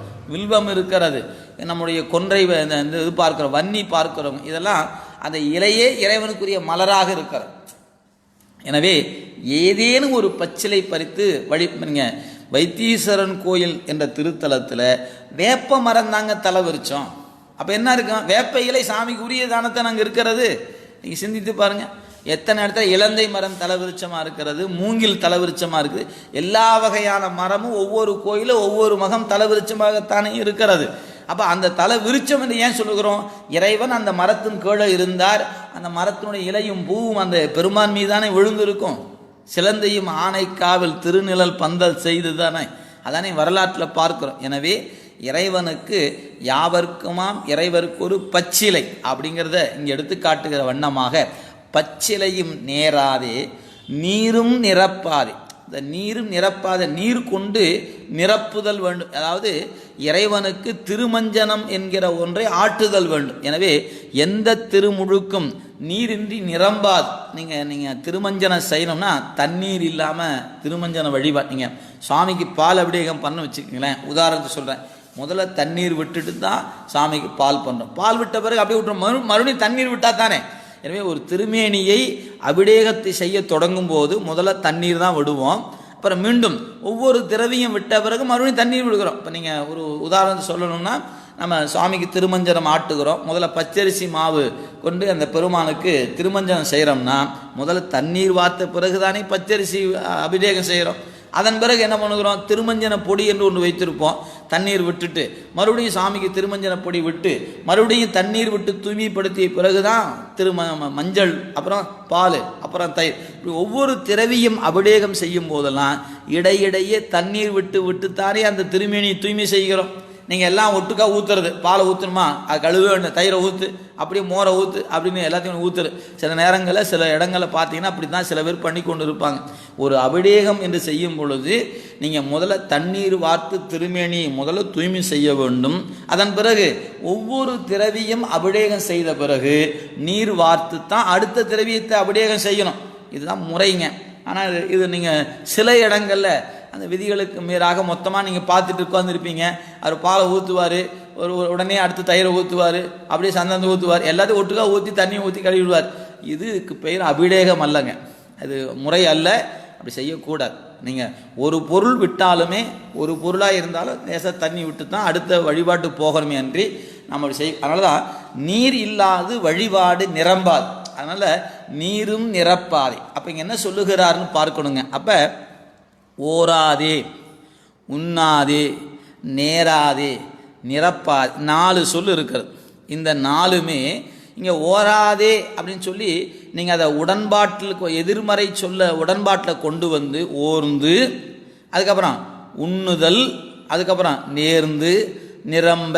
அப்போ எதை கொண்டு? அஞ்செழுத்தை கொண்டு ஓர்ந்து உண்ணுதல் வேண்டும், பச்சிலை கொண்டு பெருமானுக்கு பூசிக்க வேண்டும், நீர் கொண்டு அந்த பெருமானுக்கு திருமஞ்சனம் செய்தல் வேண்டும். எனவே இந்த 4ஐயும் அங்கே சொல்ல கூட்டிக் கொள்ள வேண்டும். எனவே இந்த சொல்லை நீங்கள் எப்படி வைத்துக்கொள்ளும்? 5 எழுத்தை ஓர்ந்து உண்ணுதல் வேண்டும், பச்சிலை கொண்டு அவனுக்கு சாத்துதல் வேண்டும், நீர் கொண்டு திருமஞ்சனம் ஆட்டுதல் வேண்டும். இதெல்லாம் செய்தாத்தாயா திருவருள் கிடைக்கும். அதை விட்டு போட்டு யாராயோ அது சொல்ல யார் கூட்டல் ஆயோன்னு பிரிச்சுக்கணும். யார் ஆயோ, யாராயோ எண்ணுவார் உள்ளத்து திரு இடை மருதர் பொற்பாதம். நீ அஞ்செழுத்த சொல்லாமல் பச்சளை கொண்டு வழிபாடு செய்யாமல் நீர் கொண்டு நிரப்பாமல் யார் யாயோ யாராரந்தான் என்ன எண்ணுவார் உள்ளத்து திரு இடைமருதர் பொற்பாதம். நன்னுவாம் எண்ணுவது நாம், இதெல்லாம் ஒன்றுமே செய்யாமல் நன்னுவாம். இந்த இடத்துக்கு பார்த்தீங்கன்னா தெரியும், உரையாசிரியர் கொடுக்கும்போது மேலே சொல்லப்பட்ட எந்த ஒன்றையும் செய்யற்பாலனவற்றுள் ஒன்றையும் செய்யாமலே. இது செய்யற்பாலனை என்ன? அஞ்செழுத்து ஓர்தல், உண்ணுதல், அப்புறம் நீர் பச்சிலை கொண்டு நேர்கொண்டு சாத்துதல், நீர் கொண்டு திருமஞ்சம் இதெல்லாம் செய்யணும். அப்போ செய்யற்பாலவற்றை செய்யாமல், ஒன்றையும் செய்யாமல் நாம் திருவிடைமுருதுக்கு நான் போவேன். நன்னுவாம், நன்னுவாம் என்பது என்னையா இது என்று கேட்கிறார். எனவே ஒன்றையும் செய்யாமலே நன்னுவாம் என்ன கூறுதல் இங்கு இயவு இல்லை. ஆக நீ இறைவன் திருவடி சார்தல் வேண்டும் என்றால் நீ ஏதாவது செய். முன்ன அந்த பாட்டில் சொன்னது போல் இங்கேயும் சொல்லுகிறார். எனவே ஐந்தெழுத்தை ஓர்ந்து அஞ்செழுத்தை உண்ணு, அதுக்கப்புறம் பச்சிலை கொண்டு சாத்து, நீர் கொண்டு திருமஞ்சனம் செய். இதெல்லாம் செஞ்சின்னா இடைமருது நண்ணுவதற்கு பயன் கிடைக்கும். இதெல்லாம் எதுவுமே செய்யாமல் நான் இடைமருதுக்கு போகிறேன், இடைமருதுக்கு போகிறேன், போய் அங்கே போய் சும்மா உட்கார்ந்துருந்தீங்கன்னா ஒரு பயனும் விளையாது என்பது இந்த பாடல் நமக்கு உணர்த்துகிறது அப்படிங்கிறத பார்க்கிறோங்க. இனி அடுத்த பாடல் 15வது பாடல்.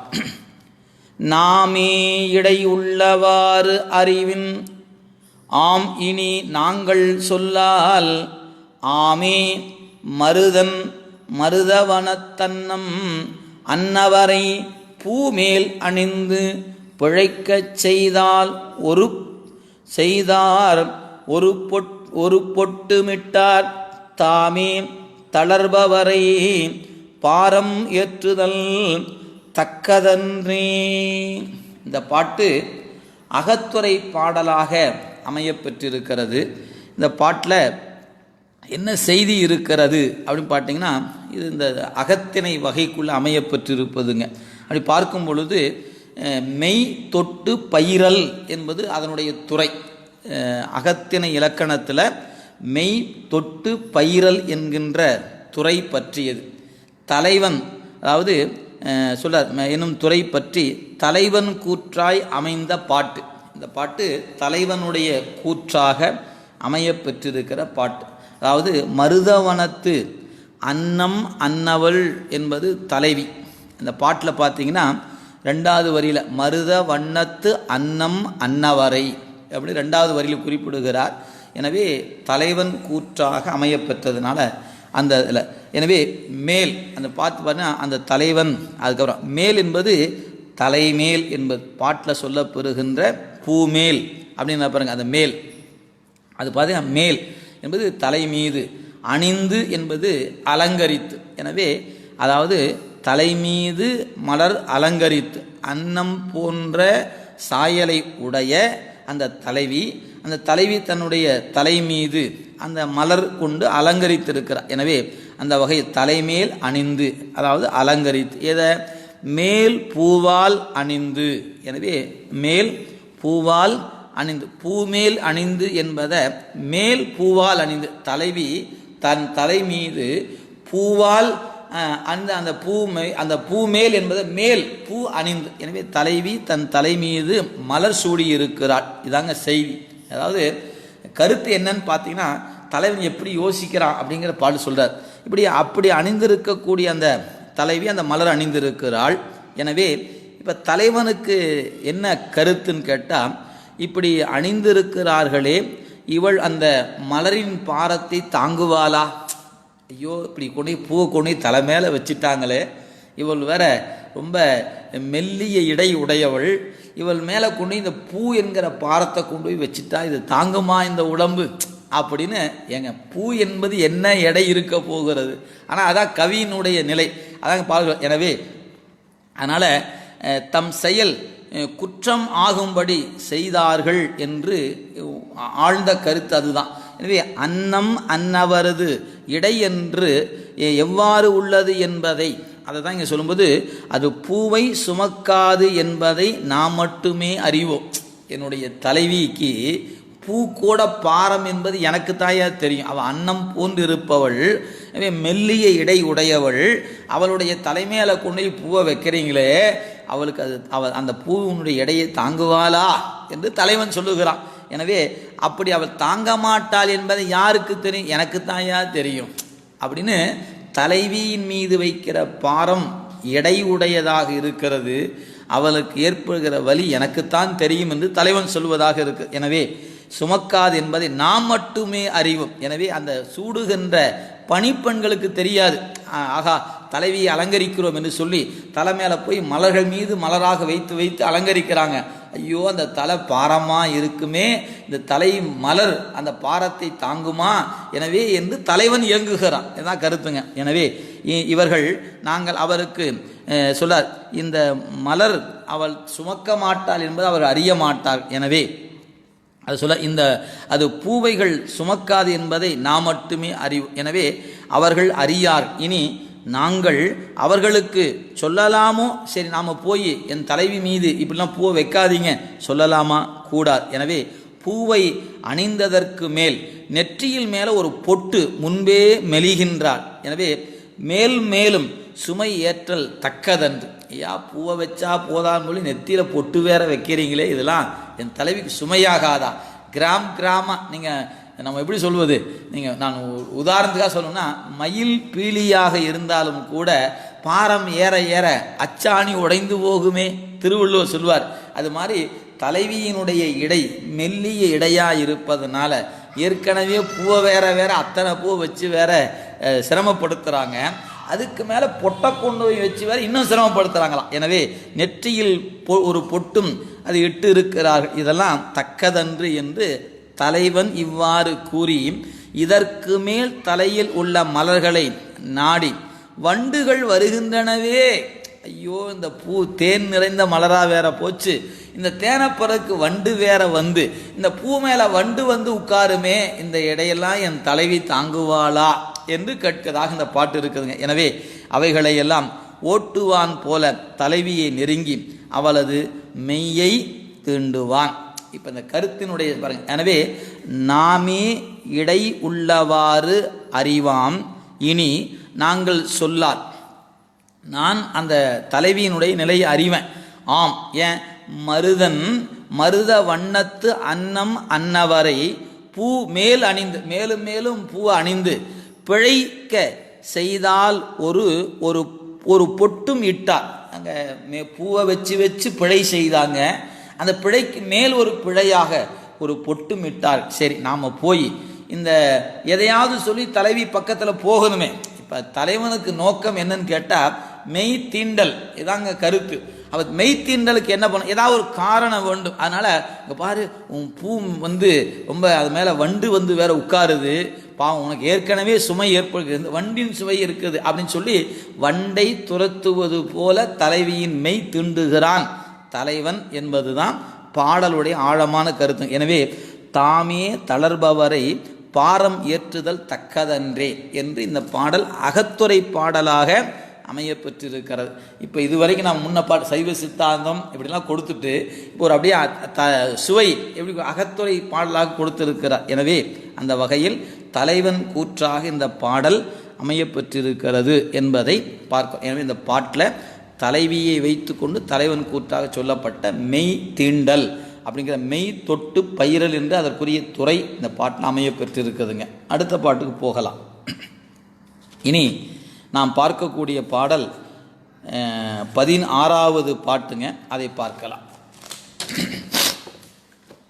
அன்றினர் புறங்கள் அழலிடை அவிய குன்று வளைத்து எய்த குன்றா கொற்றத்து நுண்பொடி அணிந்த எந்தோள் செல்வ கையிலை நடந்து அணைய உயர்நிலை நோந்தாள் பிறை செறிந்து அன்ன இருகோட்டு ஒரு திமில் பால் நிற செங்கண் மால் விடைப்பாக சிமயச் செங்கோட்டு இமயச் செய்ய செல்வன் மணியெனப் பெற்ற அணியல் அன்னம் வெள்ளை சிறுநகை கிள்ளை பிள்ளை குயிலெனப் பேசும் மயிலிடை பேடை கதிரொளி நீலம் கமலத்து மலர்ந்தன மதரறி நெடுங்கண் மானின் கன்று வருமுலை தாங்கும் திருமார்பு வல்னி வையம் ஏழும் பன்முறை ஈன்ற ஐய திருவயிற்று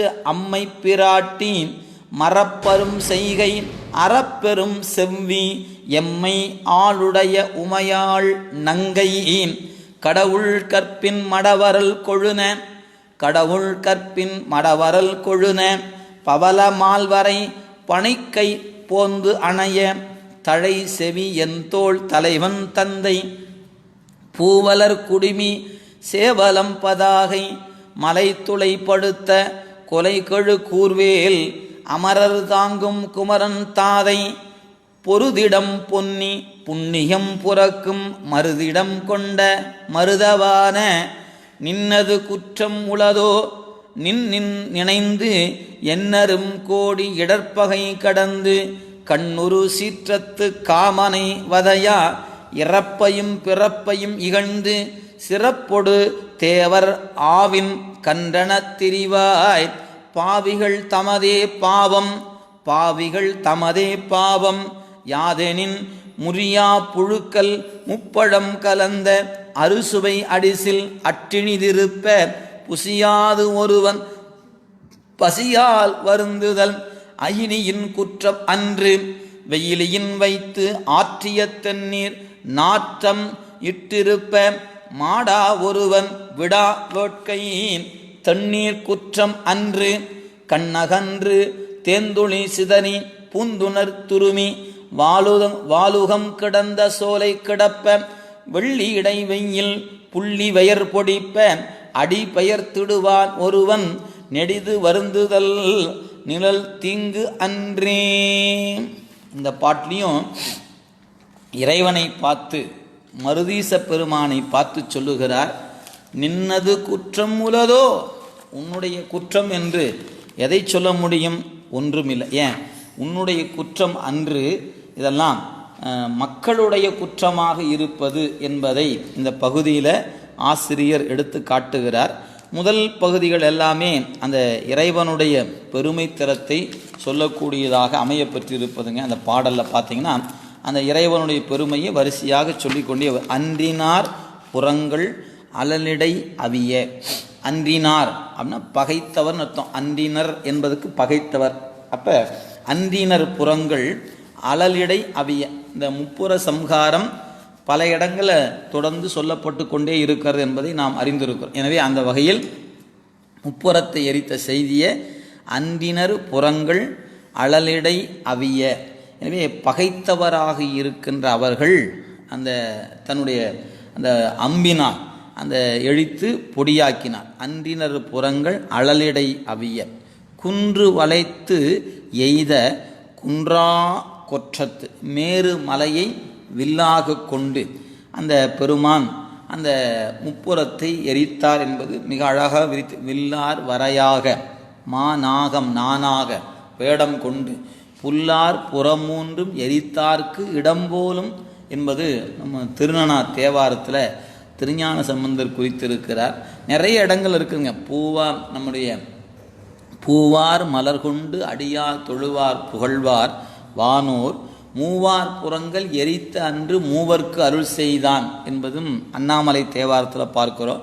எனவே முப்புற சம்ஹாரம் நிறைய இடங்கள் இருக்கிறது. எனவே அன்றினர் புறங்கள் அழலிடை அவிய குன்று வளைத்து எய்த குன்றா கொற்றத்து. கொற்றம் இறைவனுடைய அந்த ஆணை. நுண்பொடி அணிந்த என் தோள் செல்வ. அவன் எப்படிப்பட்டவன் அப்படின்னு கேட்டால் திருநீற்றை அணிந்திருக்கின்ற பெருமான். நுண்பொடி அணிந்த. இங்கே நுண்பொடி என்பது திருநீற்றை குறிக்கக்கூடிய ஒன்றுங்க. நுண்பொடி அணிந்த என் தோள் செல்வ. என் தோள் வீசி நின்றாடும் பிரான் தன்னை கண்கால் காண்மீன்கோலோ என்பது திரு அங்க மாலை. எனவே என் தோள் செல்வ கையிலை நடந்து அணைய. இங்கே கையிலை நடந்து அணைய என்பது இங்கே கொடுத்திருக்கிறார். இதில் அந்த வகையில் நுண்பொடி அந்த பெருமான் தன்னுடைய திருநீர் பூசி இருப்பவன் கையிலையில் நடந்து நிற்கக்கூடிய பெருமான். அதுக்கப்புறம் ஒவ்வொன்றும் பார்க்கிறார். எனவே இந்த கையிலை நடந்தனைய என்று சொல்லும்போது இங்கே இல் பொருள் உவமை என்று இலக்கணம் குறிப்பிடுகிறார்கள். எனவே கையிலை நடந்தனைய உயர்நிலை நோந்தாள். எனவே பெருமானுடைய அந்த திருவடி நோந்தாள் என்பதுக்கு நோன் என்பதுக்கு வலியன்னு அர்த்தம்ங்க. எனவே நோந்தாள் வலிய திருவடி என்று பொருள். அப்போ இந்த இறைவனுடைய திருவடியை வலிய திருவடி என்று சொல்வதற்கு ஆழமான காரணம் ஒன்று இருக்கிறது. நீங்கள் கொஞ்சம் சிந்தனையில் வைத்து கொண்டு பாருங்கள். சிவஞான போதம் 12ஆம் நூற்பாவில் இறைவன் திருவடியை சொல்லுகிறார் மெய்கண்டார். செம்மலர் நோந்தாள், அந்த இடத்து பாருங்கள், சூத்திரம் தொடங்கும் போதே செம்மலர் நோந்தாள் என்று குறிப்பிடுகிறார். நோந்தாள் என்பதுக்கு வலிய திருவடி என்று பொருள். இப்போ இறைவனுடைய திருவடி வலிமை மிக்கது. இப்போ எதுக்கு அந்த திருவடி வலிமையாக இருக்கணும்? ரொம்ப மென்மையாக இருக்க வேண்டாமாயா அப்படின்னு கேட்டால், நம்ம எல்லாம் தாங்குவது திருவடி தான். நீங்கள் இந்த தரை நம்மை தாங்கி நிற்கிறது.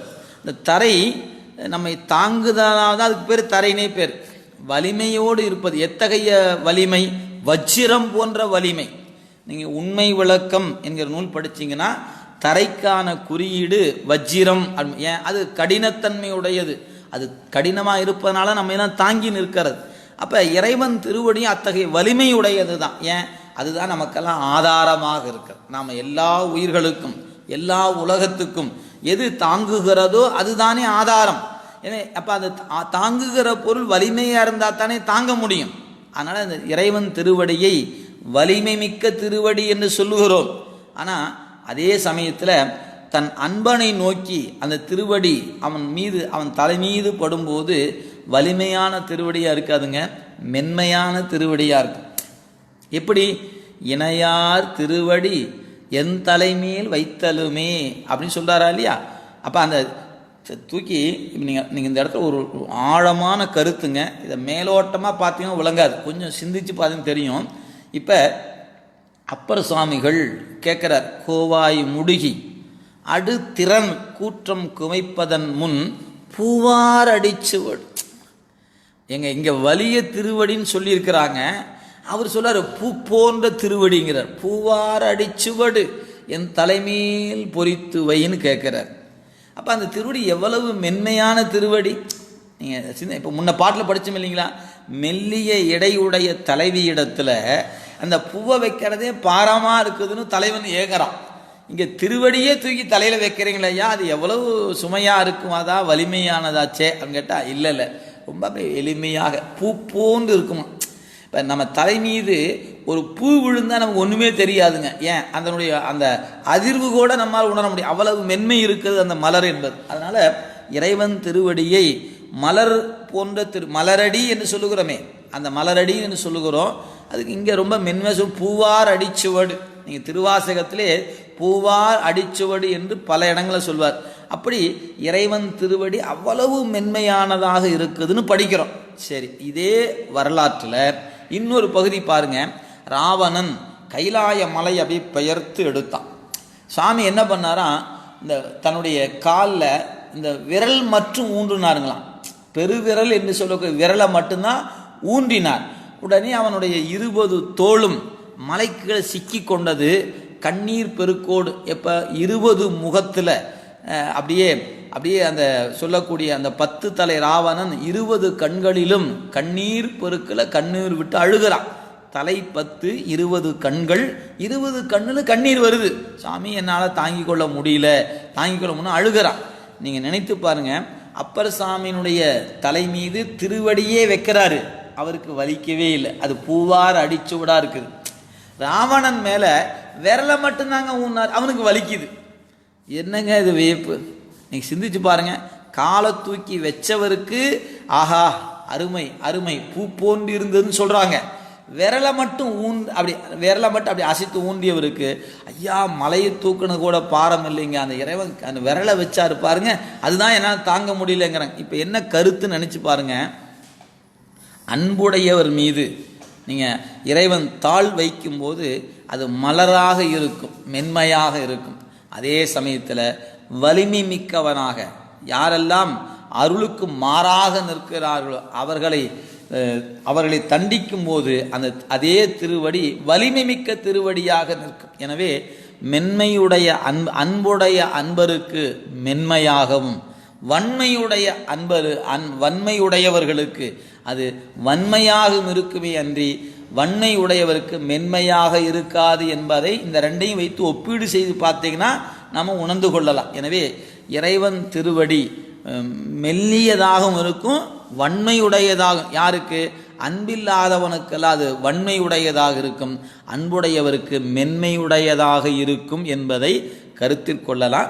இங்கே சொல்லக்கூடியது அந்த திருவடி எத்தகையது அப்படின்னா நோன்தாள் என்று சொன்னதுனால வலிமையான திருவடி என்பதை 12ஆம் நூற்பாவை வைத்து கொண்டு நீங்கள் பொருத்தி பார்த்துக்கொள்ளும். எனவே நுண்பொடி அணிந்த என் தோள் செல்வ, எனவே தன்னுடைய தோள்களில் திருநீற்றை அணிந்திருக்கிற அந்த செல்வன் சிவானுபூதி செல்வத்தை உடையவன் யாரு? கைலையில் இருப்பவன். கைலை நடந்தணைய உயர்நிலை நோந்தால் பிறை செறிந்து அன்ன இருகோட்டு ஒரு மதில் சொல்லும் பொழுது அந்த பிறை சொல்லுகிறார், அது கோடுனா கொம்பு என்று சொல்லுவதுங்க. அதனால் உயர்நிலை ஓங்கி நிற்கக்கூடிய நிலையில் அந்த கோடு கொம்பு என்று சொல்லக்கூடியது. அதனால் இங்கே சொல்கிறாரு இருகோட்டு ஒரு மதில், பிறை செறிந்து அன்ன இரு கோட்டு இரு கொம்பு, அப்படி இதனுடைய ஒரு மதில் ஒரு திமில், அந்த அதாவது பெருமான் அமர்ந்திருக்கின்ற விடை, அந்த விடையினுடைய வடிவத்தை சொல்லும்போது இங்கே சொல்கிறாரு பிறை செறிந்தன்ன பிறை போன்று. நீங்கள் பார்த்தீங்கன்னா மாட்டின் கொம்பு எப்படி இருக்குன்னா பிறை போன்று இப்படி வளைஞ்சிருக்கும், பிறை இப்படி இருக்கும், மாட்டின் கொம்பு இப்படி இருக்குது. எனவே இரண்டும் வளைந்து இருக்கிறது, இது பிறை போல வளர்ந்து. அதான் பிறை செறிந்து அன்ன இருகோட்டு ஒரு திமில். அந்த திமில் என்பது அங்கே மாட்டின் மேல் பகுதி கூடிய திமில்ங்க. எனவே அவ்வாறு அந்த திமில் இருக்கக்கூடிய பால் நிற செங்கண் மால் விடை பாக, அது அந்த விடை நிறம் எப்படி இருக்குது? பால் நிறம்ங்க. ஏன் பால் நிறம் சொல்லான்னு கேட்டிங்கன்னா வெண்மை என்பது புண்ணியத்தின் அடையாளம். அதனால் புண்ணியத்துக்கு நிறம் உண்டா அப்படின்னு கேட்டிங்கன்னா ஆம், புண்ணியத்துக்கு நிறம் வெண்மை, பாவத்துக்கு நிறம் கருமை. இவ்வளோதான் ரெண்டுக்குள்ள வேறுபாடு. எனவே நமக்கு கருமை என்பது பாவத்தினுடைய அடையாளமாக சொல்லப்பெறுவது, வெண்மை என்பது புண்ணியத்தின் அடையாளமாக சொல்லப்பெறுகிறது என்பதை நீங்கள் நினைவு கொள்ளலாம். பெரிய புராணத்துக்குள்ளே ஆழமாக உள்ள நுழைந்தீங்கன்னா இந்த ரெண்டையும் சேக்கிழா பெருமானே காட்டியிருப்பார். அவருடைய வாக்கிலேயே நீங்கள் குறித்திருப்பதை அங்கே பார்க்க முடியும். அதனால் பிறை செறிந்து அன்ன இருகோட்டு ஒரு திமில் பால் நிற செங்கண், கண் சிவந்திருக்கும், வெள்ளை விடையாக இருக்கக்கூடிய மால் விடைப்பாக. எனவே திருமாலே விடையாக இருந்தார் என்பது வரலாறு. நம்ம வரலாற்றில் பார்க்கும்போது நம்மளுடைய திருவாசகத்துக்கு ஒரு வரி வருங்க. அதாவது இறைவன் யானை மீது ஏறாமல், குதிரை மீது ஏறாமல், கடகரியும் பரிமாவும் தேரும் உகந்து ஏறாதே இடபம் உகந்து ஏறியவாறு எமக்கரிய இயம்பேடி தடமதில்கள் அவை மூன்றும் தளலளித்த அந்நாளில் இடபமதாய் தாங்கினான் திருமால்கான் சாலல். எனவே திருமால் இறைவன்கிட்ட வேண்டிக் கொண்டு ஒரு காலத்துக்கு இறைவனை விடையாக இருந்து தாங்கினார். எனவே மால் விடை என்று அதற்கு பெயர். எனவே விடையில பல வகை, அறவிடை, அறமே இறைவனுக்கு விடையாக இருப்பது, இது மால் விடை. மால் எப்படிப்பட்ட? செங்கன் மால், சிவந்த கண்ணையுடைய மால். எனவே திருமாலுக்கு செங்கன்மால் என்று பெயர். எனவே செங்கன்மால் விடையாக இருக்கு. அந்த மால், அந்த விடை எப்படி இருக்குதுன்னு கேட்டிங்கன்னா இரண்டு கொம்பு இருக்கிறது. அந்த கொம்பு எப்படி இருக்கு? பிறை போன்ற இரு கொம்பும் ஒரு திமிலும் உடைய விடை. அந்த விடை வெள்ளை விடையாக இருப்பது. அந்த விடை யாரு? திருமாலே விடையாக இருப்பது. எனவே செங்கன்மால் விடை பாக, விடையை செலுத்துபவனே. விடைப்பாகன் என்பதற்கு விடையை செலுத்துபவன் என்று பொருள். நீங்கள் விடைப்பாகன் சொன்னால் அந்த விடையை பராமரிப்பவன் நினைச்சிடாதீங்க, அங்கே ஒரு சின்ன பிழை வந்துடும். நீங்கள் பாகன் என்பதற்கு செலுத்துபவன் என்று பொருள். யானையை செலுத்துபவன் யானை பாகன், குதிரையை செலுத்துவன் குதிரை காரன். அவங்க சொல்ல முடியுங்கன்னா அந்த சொல் ஒவ்வொன்றுக்கு இடம் மாறுகிறது. ஆக விடையை செலுத்துவனுக்கு விடைப்பாகன் என்று பெயர். நம்ம விடையை பராமரிப்பவன் நினைச்சிடக்கூடாது. நம்ம ஏதோ மாட்டை கட்டி வச்சுருக்கோம், இதெல்லாம் இதெல்லாம் குளிப்பாட்டி விட்டு எல்லாம் செய்கிறவன் நினச்சிடக்கூடாதுங்க. அந்த அறம் என்கிற விடையை செலுத்துபவன். இந்த இடத்துல ஏனையோர் அனைவரும் யாராக இருந்தாலும் அறம் என்பதற்கு கட்டுப்பட்டவர்கள், அறத்தை செலுத்துபவன் இறைவன். எனவே இறைவனுக்குரிய சிறப்பு அறத்தை செலுத்துபவன். ஏனையோருக்குரியது அறத்துக்கு கட்டுப்படுதல் தான். நாமெல்லாம் அறத்துக்கு கட்டுப்பட்டவரை அன்றி அறத்தை நடத்த முடியாது. ஆனால் இறைவன் அறத்தை வழிநடத்தக்கூடிய அறத்தை செலுத்துபவர். எனவே அவன் தான் விடைப்பாகன் என்று பெயர். அதனால் பால் நிற செங்கண் மால் விடைப்பாக செமய செங்கோட்டு இமய செல்வன். ஆக இந்த மலையத்துவசன் அப்படின்னு சொல்லும் இல்லைங்களா, இமய செல்வன் பெற்ற அன்னம், அதாவது மலையத்துவசன் என்கின்ற அரசன் பெற்ற மகளாக அம்மை இருக்கிறாங்க. சிமய செங்கோட்டு இமய செல்வன் மணி என பெற்ற அணியல் அன்னம். இங்கே சொல்லும் பொழுது மலை இவவான் மகள் என்று அம்மையை போற்றுகிறோம். அந்த வகையில் அந்த மலையத்துவசன் மகளாக அன்னை இருந்த வரலாற்று செய்தியை இந்த வரி குறிப்பிடுகிறது. எனவே சிமய செங்கோட்டு இமய செல்வன், இமயம் என்று இமயமலை அதனுடைய செல்வன் மணி என பெற்ற அணியல் அன்னம் என்று அந்த அன்னையை சொல்லும்போது அன்னம் போன்று இருக்கிறாங்க.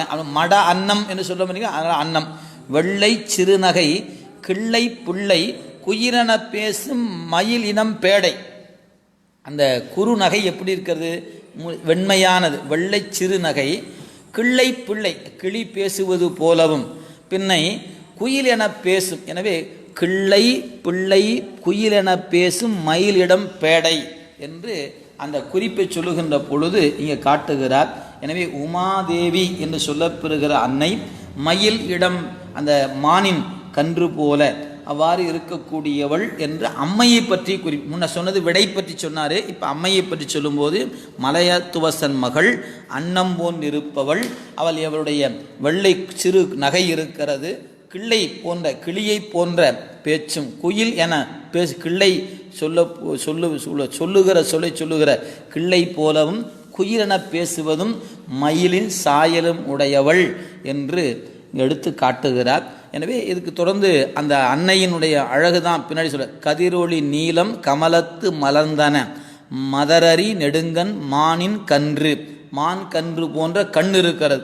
எனவே மதரரி அரி நெடுங்கன் மீன் போன்ற சாயலும் மான் கன்று, மானுக்கு இருப்பது அச்சம் என்பதனால மான் கன்று என்றும் அந்த குறிப்பை இங்கு கொடுத்திருக்கிறார். எனவே இதெல்லாம் அம்மையினுடைய அந்த அந்த ஒரு பாகம் என்று இருக்கக்கூடிய அன்னையின் பகுதியை கதிரொளி நீலம் கமலத்து மலர்ந்தன மதரி நெடுங்கன் மானின் கன்று வருமுலை தாங்கும் திருமார்பு வள்ளி. இது வரைக்கும் அம்மையினுடைய அழகு சொல்றாருங்க. இப்படி அந்த அம்மை உலகத்தையெல்லாம் தாங்குபவள், அவள் தான் படைத்தும் காத்தும் கலத்தும் மறைத்தும் அருள் செய்கின்ற அன்னை. எனவே அதனால் வருமுலை தாங்கும் திருமார்பு வள்ளி என்று இங்கே வள்ளினா கொடி என்று பேருங்க, கொடி போன்றவள். எனவே வள்ளி என்று இங்கே குறித்திருக்கிறார். எனவே இதுவரை அம்மையின் அழகு சொல்லப்படுகிறது. இனி அது பார்த்தீங்கன்னா வையம் ஏலும் பன்முறை ஈன்ற ஐய திருவயிற்று அம்மை பிராட்டி. இந்த உலகத்தை பலமுறை படைத்து காத்து ஒடுக்கி அருள் செய்வ. இது நீங்கள் நம்முடைய நூலில் நாம் நம் கையால் அனைத்தையும் செய்வது போல இறைவன் நங்கையால் அனைத்தையும் செய்கிறான் பார்.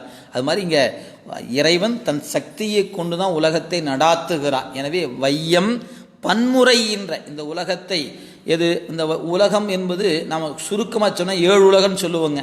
மேலே 7 கீழே 7 14 என்று சொல்லுவோம். இன்னும் கொஞ்சம் விரித்த 224 புவனம் என்போம்.